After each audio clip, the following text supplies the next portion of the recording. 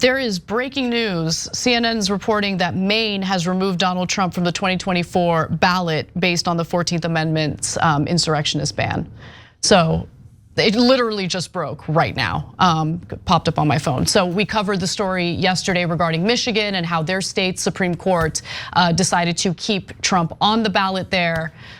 So again, this is all gonna end up in the United States Supreme Court, and our prediction is that they're probably gonna rule in favor of Donald Trump to allow him on the primary ballots.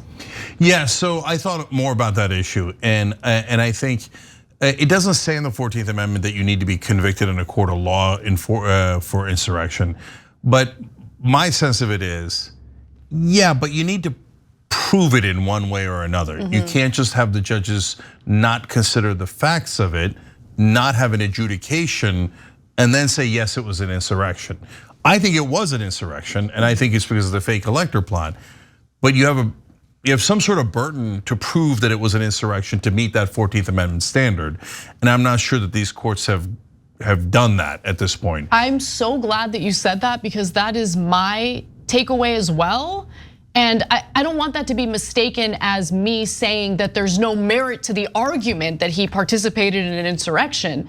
But there's just something not quite right about allowing the courts in these states to make that decision prior to him even going through the legal process and the indictments, yeah.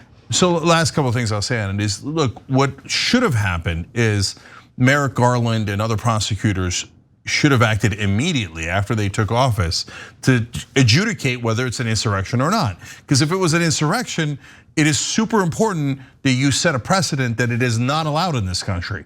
That you cannot try to do a coup, you can't do a fake elector plot, etc. But Merrick Garland sat on his hands for 2.5 years. Yep. Because Trump was one of the elites, and they thought, well, if we prosecute him, maybe they'll prosecute us. We never touched the powerful, and then they panicked when it looked like Trump was going to run again and win again. So I keep it real. So if they hadn't sat on their hands, by now we would have gotten an adjudication on whether it was an insurrection or not in a criminal court. But they didn't do that. So now it's too late. And so look, my general philosophy is, and I'm a little bit biased here for reasons I can't discuss at this point, but let people vote. Let the voters decide. And so it's gonna look really bad when you take him off the ballot in a panic. I totally agree. So if you had done it the right way, I very likely would have been in favor of that, right? But when you do it in a panic way at the end, it looks terrible, and it looks like you're taking away, it's not about Trump. You're taking the voters' right to vote away from them for the person that they want. Right. Especially without fairly adjudicating it through the whole entire process. So put people on the ballots. 14th Amendment should be read by everyone. It's very clear on a couple of fronts, and then let the voters decide. Thanks for watching. If you become a member, you get to watch all this ad-free, except for, of course, this ad. Still, hit the join button below.